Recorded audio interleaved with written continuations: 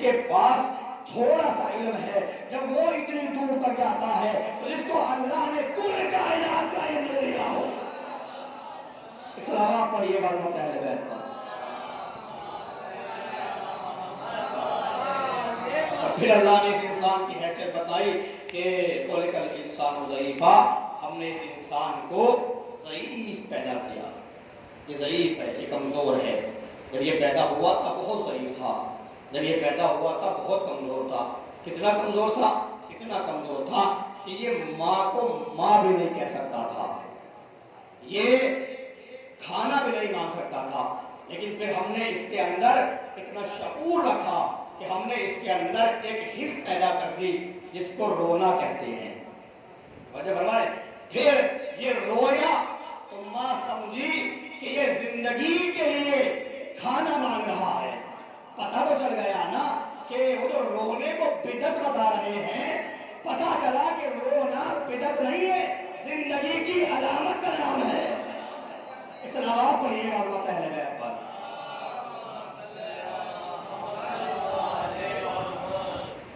جو فرمانے آپ، اور پھر اللہ نے اس کو فطرت اسلام بنا دیا. کہا کل مولود یولد علی فطرت الاسلام، ہر بچہ فطرت اسلام پر پیدا ہوتا ہے. تو ضعیف پیدا ہونے والے کا مسئلہ یہ ہے، اس نے بڑے بڑے پہاڑوں کو توڑ دیا، اس نے راستے بنا دیے پہاڑ میں. نہیں بول کر رہا بجب ضعیف پیدا ہونے والے کا یہ عالم ہے جو پیدا ہوتے ہی کلے حیدر کو چیر دے. اس کو کیا کمال ہونا چاہیے، اس کی کیا عظمت ہونی چاہیے. پھر اس کی عظمت یہ ہونی چاہیے کہ منبر پہ آ کے وہ بتائے گا کہ ہم اہل ذکر ہیں.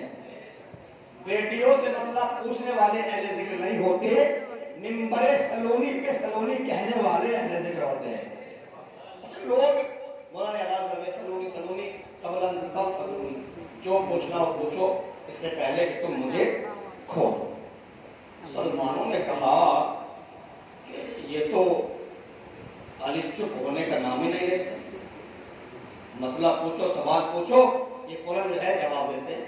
کسی نے پوچھ بھی لیا اللہ سے، 2 بار پوچھا یعنی یہ جو آپ جواب دیتے ہیں یہ کہاں سے کمال آیا آپ کے پاس؟ تو میں مولانا نے فرمایا یہ نہیں کہا کہ میرا اپنا کمال ہے.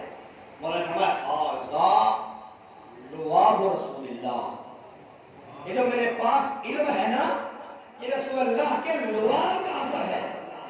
ایک اور نہیں کیا آپ نے، تو انہوں نے کیا کہا ھذا لواب رسول اللہ، یہ جو میرے پاس علم ہے یہ رسول اللہ کے لواب کا اثر ہے. مسلمان ہو تو کرے، جب رسول کا لواب اتنا عالم ہے تو رسول کا لہو کتنا عالم ہونا چاہیے. اس علاوہ پڑھیے گا اللہ اہل بیت پر.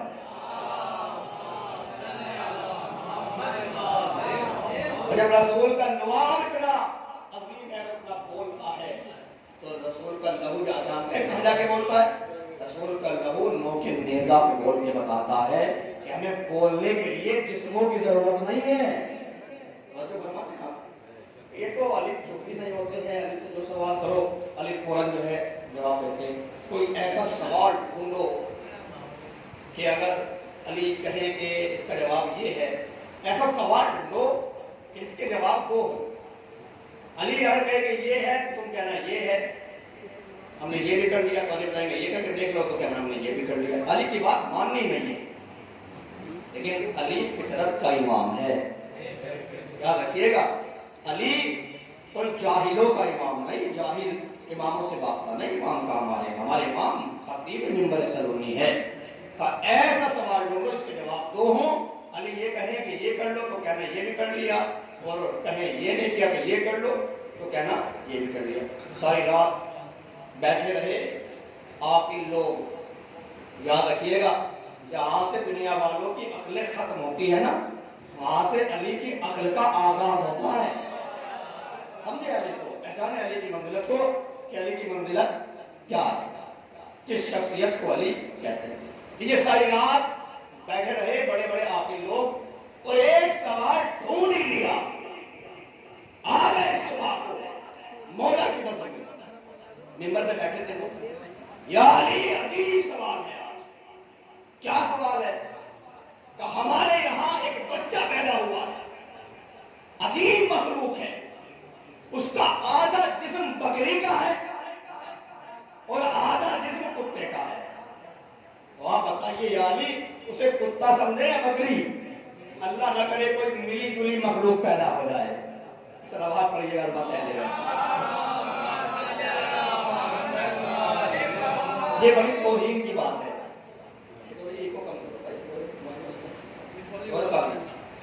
صلوات پڑھیے گا.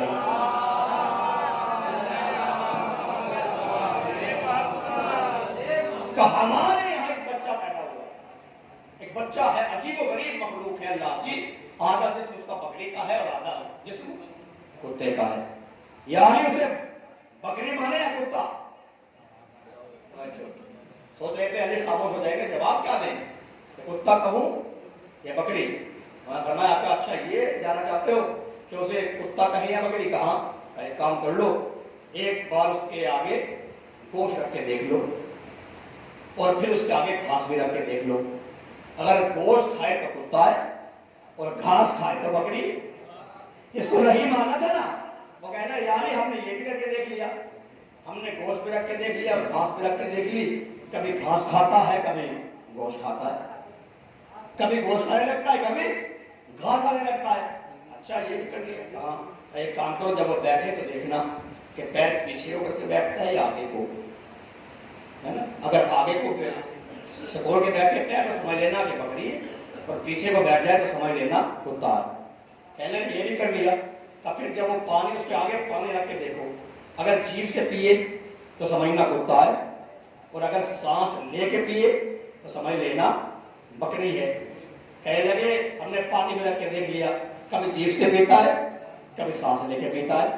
صاف جواب دیے مولا نے.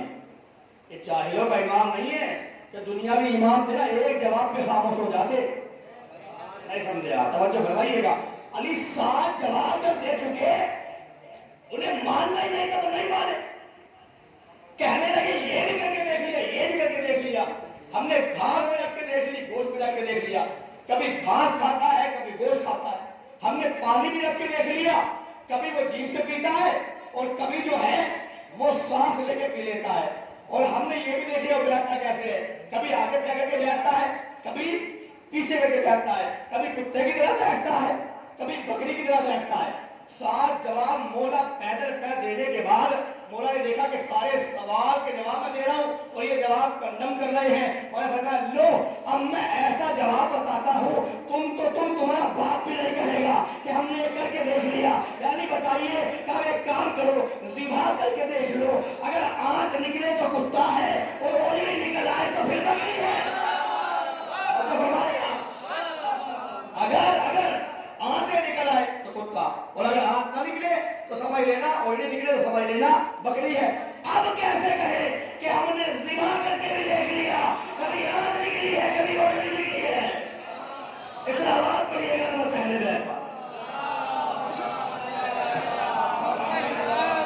ترنت کا ایمان تھا. ظاہراً تو بول سکتے ہیں, اب اندر کی بات کون بتائے. فرمائیے گا کہ ہم نے ذبح کر کے بھی دیکھ لیا, یہ تو وہی بتائے گا کہ جس کے سامنے کائنات پیدا ہوئی ہو, وہی بتائے گا, بس وہی بتائے گا. یہی تو وجہ ہے کہ مسٹر گبن کہ جو انگریزوں کے عیسائیوں کے بہت بڑے رائٹر اور بہت بڑے دانش مند ہیں, جب مولا کے خطبہ نہج البلاغہ اور خطبہ خلقت یعنی پہلا خطبہ مولا کا پڑھا, لیکن مولا نے فرمایا ہے کہ اللہ نے کائنات کو کیسے پیدا کیا. آگے پڑھیے گا, اللہ آپ کو توفیق دے اور اللہ جو ہے آپ کو اتنی عزت اور اتنی جو ہے شہرت اور اتنی عظمت عطا کرے اور اتنی توفیق آپ کو اللہ دے کہ آپ جو ہے مولا کی یہ کتاب نہج البلاغہ کھول کے دیکھیں اور مولا کا یہ خطبہ خلقت پڑھیں تو آپ کو اندازہ ہوگا کہ علی نے کیا کیا راز تھے جن کے اوپر سے علی نے پردہ اٹھایا ہے. علی سے پوچھا مولا یہ بتائیے کہ اللہ نے اس کائنات کو پیدا کیسے کیا. کہا اصل میں دنیا میں کچھ نہیں تھا, بس پانی ہی پانی تھا. اللہ نے اس پانی کو تھپیڑے لیے, تھپیڑے کہتے ہیں چھاچھ تو آپ نے ملتے ہوئے دیکھی ہوگی نا, دودھ کو ملتے ہوئے دیکھا ہوگا, ایسے اللہ نے پانی کو تھپیڑے لیے, ادھر سے ادھر ادھر سے ادھر, اس کے اوپر جھاگ آئے مثل مسکا. اب گاؤں کے زبان میں بول لیتا ہوں, جیسے مسکا آتا ہے دودھ کے اوپر, ایسے پانی کے اوپر جھاگ اس جھاگ کے ذریعے اللہ نے اس دنیا پر سائبان لگایا، یعنی آسمان بنا دیا۔ مولا یہ زمین کیسے بنی؟ کہا وَخَلَقَ الْأَرْضَ مِنْ عَرْقِ رِجْلَيْهِ، یہ زمین کو اللہ نے میرے نبی کے پیر کے پسینے سے پیدا کیا۔ توجہ نہیں فرما رہے آپ، توجہ فرمائیے گا تو آپ دیکھیں گے پھر اللہ نے اس آسمان پہ ستاروں کی قندیل لگائی، سورج کا بھر کے جو ہے چراغ روشن کر دیا، چاند سے چراغ روشن کر دیا، اللہ نے چیزیں بنا دی، اور زمین پہ پھر اللہ نے دریا بہا دیے، دریا میں کشتی بہا دی، دریا میں مچھلیاں اگا دی، ہزاروں طرح کی مخلوق اس دریا کے اندر اللہ نے بہا دی۔ پھر اللہ کو یہ زمین بڑی جو ہے عجیب نظر آئی تو اللہ نے اس زمین پہ پیڑ پودے لگا دیے، پھول بوٹے لگا دیے، انسان کے لیے کھانا پیدا کر دیا۔ یہ انگریز رائٹر مولا کے اس خطبے کو پڑھ رہا تھا، پڑھنے کے بعد کہنے لگا کہ مجھے تو بس علی کے خطبہ خلقت کو پڑھنے کے بعد ایک ہی اندازہ ہوا، وہ اندازہ یہ ہے کہ یا تو اس کائنات کو علی نے بنایا ہے، یا پھر یہ جب کائنات بن رہی تھی تو میرا مولا علی دیکھ رہا تھا۔ اس لیے آپ پڑھیے گا تو اہل بیت کا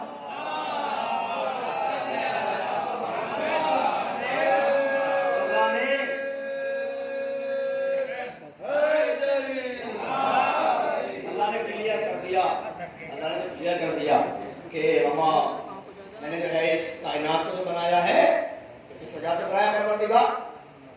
یہ آسمان، یہ زمین، یہ کہکشاں، یہ فضا، یہ ہوا، یہ سب چیزیں کس لیے بنایا پروردگار کو؟ الا فی محبت ہؤلاء الخمسۃ الذین هم تحت الکساء، جو اشارہ کے نیچے 5 ہے نا، ان کی محبت میں نے پوری کائنات کو بنایا۔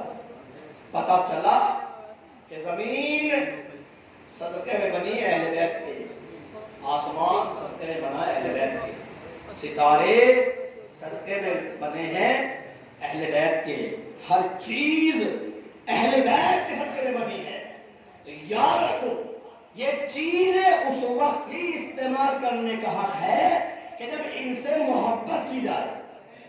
اگر ان سے محبت نہیں ہے تو پھر زمین پہ چلنا حرام، آسمان کے نیچے رہنا حرام، پانی کا پینا حرام، ہواؤں کا کھانا حرام۔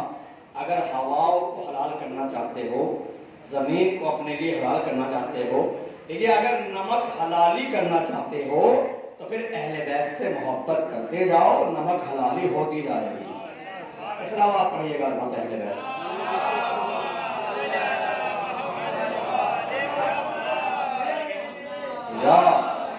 تو کون کہتا ہے کہ ہم دوسرے لوگوں کی عزت نہیں کرتے؟ ہم عزت کرتے ہیں، مگر اسی کی عزت کرتے ہیں جو ان 5 کی عزت کرتا ہے۔ یہ پڑھی لکھی بات ہے، کتابوں سے مثالیں ہیں۔ ہم عزت کرتے ہیں اسی کی عزت جو 5 سے 14 سے اور 12 سے محبت کرتا ہے، اس لیے کہ اللہ بھی ان سے ہی محبت کرتا ہے، اور جب اللہ ان سے محبت کرتا ہے تو پھر کائنات کے ہر مخلوق کو ان سے محبت کرنی چاہیے۔ ہم نے قسم نہیں کھائی ہے کہ ہمیں خالی علی ہی کو ماننا ہے، علی جیسا ایک لے آؤ ہم مان لیں گے۔ دنیا کے پاس ابھی علی جیسا ایک ہے ہی نہیں، کمال ہے۔ اللہ نے ہمیں امام عطا کیے 12، کتنے امام بچ چکا ہے ہمارے بچے؟ ایک نہیں بلکہ سوال ہے، امام ہے 12، مجلس بچوں کا شرح ہے، بس بچے ہی نہ ڈالا دیں۔ کل سے مجلس جب ہوگی جب بچے سارے یہاں ہوں گے، صرف آپ کا کیجیے عظمت ہے۔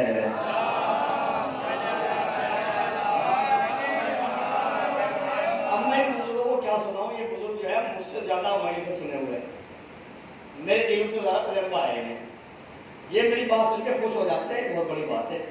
ورنہ تو میں اگر کوئی بھی خطیب ممبر پہ آتا ہے وہ بزرگوں کے لیے مجلس کبھی نہیں پڑھتا، یا آپ سمجھ لیجیے گا، لیکن انہوں نے سب کچھ سنا ہوا ہے، بچوں کے لیے پڑھتا ہے۔ بچے ہمارا مستقبل مضبوط ہونا چاہیے، تو یہ مستقبل ہی گھروں میں بستروں پہ لیٹا ہے تو بس اس قوم کا اللہ ہی مالک ہے، اس کا مستقبل بستر پہ آ جائے۔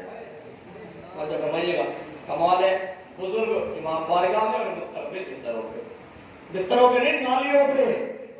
میں کبھی پڑھ رہا تھا کہ یہ پاک محفل ہے، جنت ہے، اہل بیت کی محفل ہے، اہل بیت کے لیے اللہ نے وعدہ کر دیا ہے انما یرید اللہ لیذھب عنکم الرجس اہل البیت ویطہرکم تطہیرا، اہل بیت تمہارے قریب تک رس آ نہیں سکتا۔ بس دو ہی باتیں ہیں کہ یا تو نالیوں پہ بیٹھنے والے اہل بیت کو سمجھے نہیں، اور دوسری بات یہ ہے کہ اللہ نے وعدہ کیا ہے کہ میں رزق کو آنے نہیں دوں گا، یا تو اپنے آپ کو رزق مانے۔ توجہ بتائیے کہ نالیوں میں بیٹھنے والے اگر مجلس میں نہیں آ رہے، بس میں اہل بیت میں نہیں آ رہے، تو اپنے آپ کو رزق شمار کریں، یا پھر یہ سمجھے کہ ہم نے جو ہے حسینیت کو سمجھا نہیں، ہم نے حسین کو سمجھا نہیں۔ حسین کا سجدہ سمجھ لیتے نا تو قیامت تک سجدے سے سر نہ اٹھاتے۔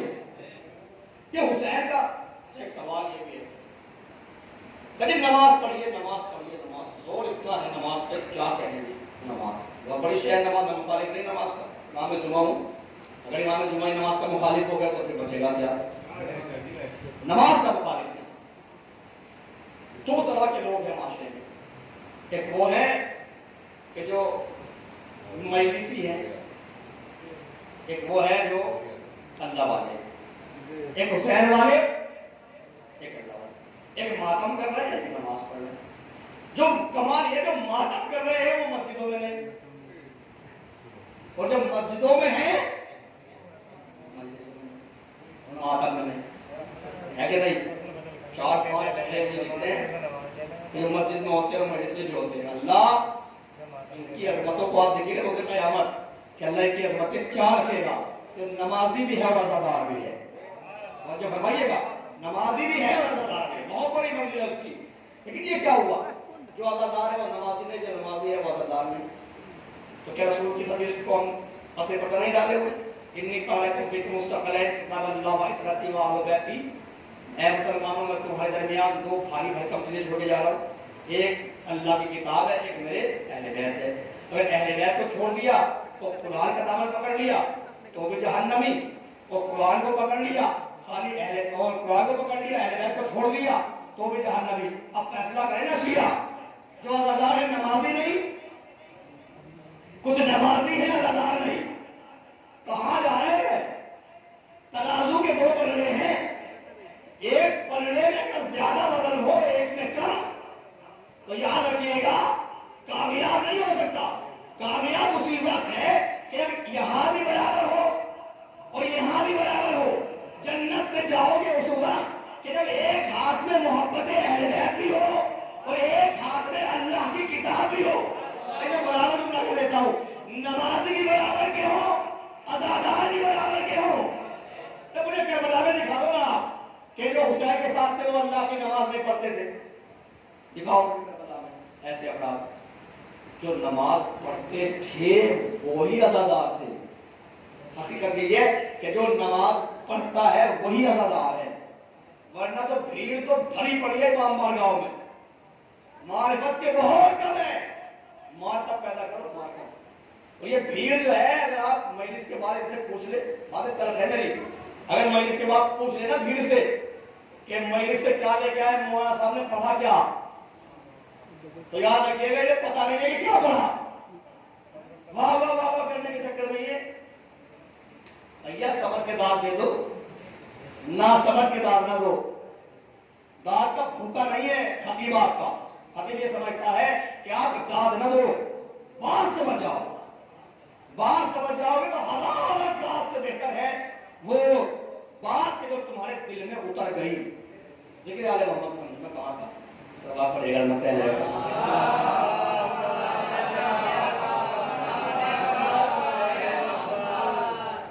سمجھو رہا ہے اہل بیت کون ہے، کیا شخصیت ہے اہل بیت کی، کیا منزلت ہے اہل بیت۔ اللہ نے اہل بیت کی محبت کے عوض ساری کائنات کو پیدا کر دیا، ساری کائنات اہل بیت کی محبت کے عوض پیدا ہوئی ہے۔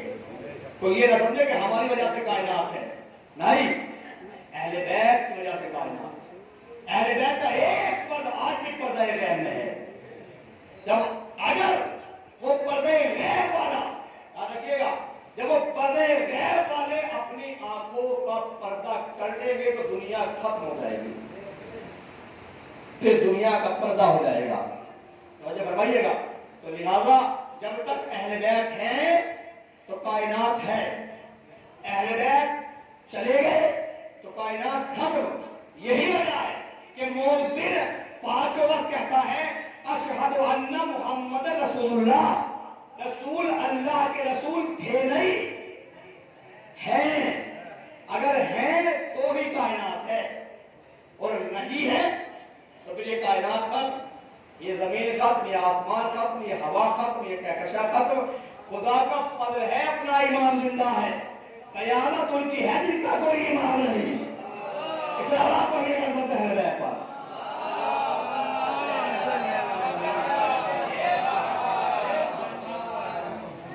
ورنہ کچھ اور چاہ رہا تھا، بات کہاں سے کہاں نکل گئی. یہ ہمیں سمجھنا چاہیے کہ ہمیں دونوں پہلو کو سمجھنا ہے، روزداری کو بھی سمجھنا ہے اور اللہ کی نماز کو بھی سمجھنا ہے. وہ انسان کے جو 5 وقت نماز پڑھتا ہے، اگر 10 منٹ ماتم نہ کر سکا تو اس کی نماز کا کوئی فائدہ نہیں ہے. اور وہ انسان جو ساری رات ماتم کرتا ہے، وہ 10 منٹ نماز کو نہ دے سکا تو اس کی عزاداری کا کوئی فائدہ نہیں ہے. عزاداری کا فائدہ اس وقت ہے جب سجدے میں سر رکھے. اللہ یہی چاہتا ہے. اللہ نے دل کو حسین کے اختیار میں دیا اور سر کو اپنے اختیار میں رکھا. اللہ یہ چاہتا ہے کہ محبت مکمل اس وقت ہوتی ہے کہ جب سر اللہ کے سامنے جھکے اور دل میں حسین کے سامنے جھک جائے. اس اللہ پر یہ غلط ہے.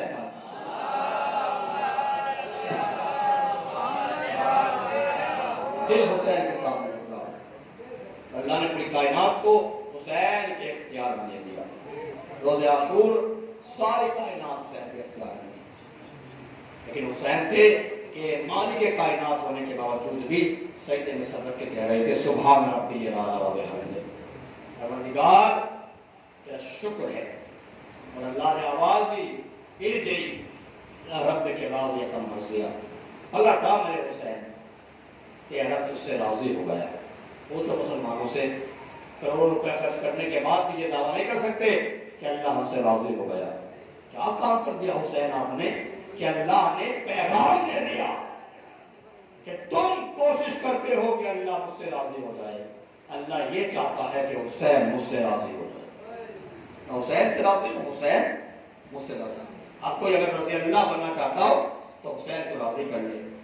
جو جتنا حسین کو راضی کر لے گا اتنا بڑا رضی اللہ ہو جائے گا. رضی اللہ نہیں، حسین کو راضی کر لو تو علیہ السلام بن جاتے.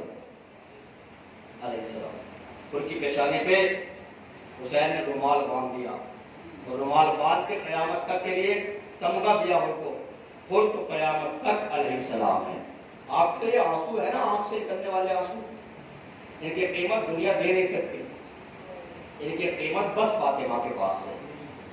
فاطمہ کے رومال میں یہ آنسو آتے ہیں، اور جو چیز فاطمہ کے رومال میں آ جائے وہ قیامت تک اپنے چاہنے والے کو حر بنا دیتے. بڑے احسان کیے اہل بیت نے دنیا پر. ایک بی بی ہے جس کا نام ہے ام حبیبہ. ام حبیبہ، ام حبیبہ جانتے ہیں کون ہے؟ مولا کی چاہنے والی ہے. ایک اور مولا کی چاہنے والی تھی جس کا نام تھا شیرین. شیرین جانتے ہیں کون ہے؟ شیرین مولا حسین کی ایک کنیز تھی، بڑی خوبصورت، اور اللہ نے اس میں جمال عطا کیا تھا اس بی بی کو. حسین نے اس بی بی کی شادی کی. جب رخصت ہو کے جانے لگی، کہنے لگی مولا آپ کو چھوڑ کے جا رہے. حسین کو چھوڑنا بڑا مشکل ہے. مولا وعدہ کرو کہ آپ مجھ سے ملنے ضرور آؤ گے. مولا مجھ سے وعدہ کر لیجیے. میں حسین نے وعدہ کر لیا. حسین شیرین وعدہ کرتا ہوں میں تم سے ملنے ضرور آؤں گا، لیکن شیرین یاد رکھنا جب میں تم سے ملنے آؤں گا نا تو مجھے پہچان نہیں پاؤ گی. تو مجھے پہچان. مولا شریف تھوڑا کوئی مولا ایسا نہیں ہو سکتا کہ میرا آقا میرے گھر آئے اور شیری اپنے آقا کو نہ پہچانے. نیچے شیری کی شادی ہو گئی، اپنے گھر چلی گئی رخصت ہو کر. دن گزرتے رہے، مدت گزرتی رہی. کربلا میں حسین شہید ہو گئے، بے مقنع و چادر کوفہ اور شام کے بازار میں سلامیوں کو کھلائے آنے لگا۔ تاریخ کہتی ہے کہ ایک دن کوفے میں شور اٹھا کہ ایک باغی کا قافلہ آیا ہے، آؤ لوگوں تماشا دیکھنے کے لیے آؤ۔ شیری خواب غفلت میں سوئی ہوئی تھی، امام حسین شیری کے خواب میں آئے، شیری میں تیرے گھر مہمان بن کے آیا ہوں، شیری کا تو میرا استقبال نہیں کرے گی؟ شیری چونک کے اٹھی، اپنے شوہر سے کہا جاؤ بازار میں جا کے دیکھو میرا مولا آیا ہے، میرا مولا حسین ہمارے گھر پہ مہمان بن کے آیا ہے۔ تاریخ کہتی ہے کہ یہ قافلے، یہ اس کا شیری کا جو شوہر تھا وہ بازار کوفہ میں آیا اور بہت تلاش کیا، امام کہیں نظر نہ آئے۔ ایک قافلہ اس نے دیکھا جو بڑا عجیب و غریب قافلہ تھا، جس کے ساتھ چھوٹے چھوٹے بچے تھے، کچھ بیویاں تھی جو بے مقنع و چادر تھی، ایک بیمار تھا جس کے ہاتھوں میں ہتھکڑیاں، پیروں میں بیڑیا، کمر میں لنگر اور وہ گردن کو جھکائے چل رہا تھا، ایک سر تھا کہ جو نوکے نیزہ پر تھا اور وہ قرآن کی تلاوت کر رہا تھا۔ یہ دیکھنے لگا اور دیکھتے دیکھتے تڑپنے لگا۔ اس نے سروں کو آتے ہوئے دیکھا، ایک مرتبہ کہنا شروع کیا، ارے کتنے حسین سر ہیں، کون تھے ان سروں کو کاٹنے والے؟ ایک سر عجیب دیکھا، جانتے ہو کس کا سر تھا؟ وہ علی اکبر کا سر تھا۔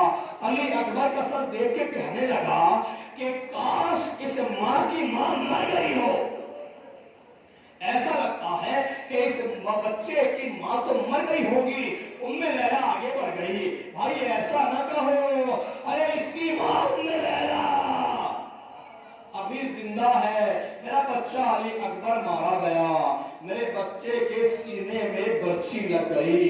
تاریخ کہتی ہے یہ اپنے گھر لوٹ کے واپس گیا۔ شیری نے پوچھا میرے آقا آیا ہے؟ میرے آقا کو دیکھا ہے؟ کہا حسین تو نہیں آئے، لیکن بی بی میں نے ایک عجیب قافلہ دیکھا ہے۔ کہا کیسا قافلہ ہے؟ کہا عجیب قافلہ ہے، کچھ چھوٹے چھوٹے بچے ہیں، کچھ بیویاں ہیں جن کے سروں پہ چادر نہیں ہے اور سر نوکے نیزہ پر ہے، ایک سر عجیب سر ہے جو نوکے نیزہ پر قرآن کی تلاوت کر رہا ہے۔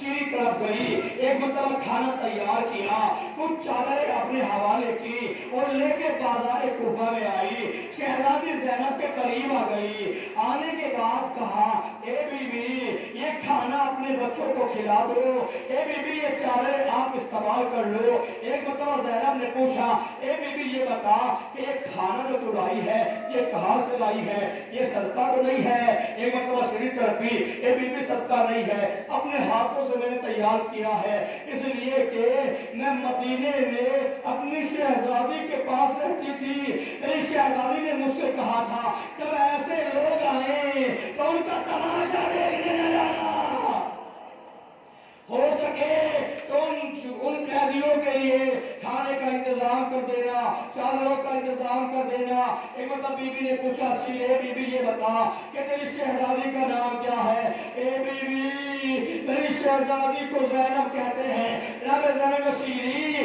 اگر تو دیکھے گی اپنی شہزادی کو تو پہچان لے گی۔ کبھی بھی آپ کیسی باتیں کرتی ہیں، میں مدتوں اپنی شہزادی کے پاس رہی ہوں۔ ایک مرتبہ زینب نے چہرے سے بالوں کو ہٹایا، اے شیری تو نے کہاں پہچانا؟ تیری شہزادی زینب تیرے سامنے کھڑی ہوئی ہے۔ شیری تب بھی میری شہزادی قیدی نہیں ہو سکتی۔ اے شیری یہ یقین کیوں نہیں آتا کہ اس کا عباس جیسا بھائی ہو، اس کا اکبر جیسا بھتیجا، اسے کون بازار میں لا سکتا ہے؟ سر کو جھکایا، اے شیری میرا عباس مارا گیا، اکبر کے سینے میں برچھی لگی، وہ دیکھ نوکے نیزہ پر میرے حسین کا سر ہے جو 3 دن کی بھوک و پیاس کو شہید کر دیا گیا۔ نظم بے قضائی تسلیم اللہ واجباتی واسطہ مسلم کا اللہم انی شر الشیاطین، شر حاسدین، شر کافرین، شر منافقین سے محفوظ فرما، جو اولاد ان کو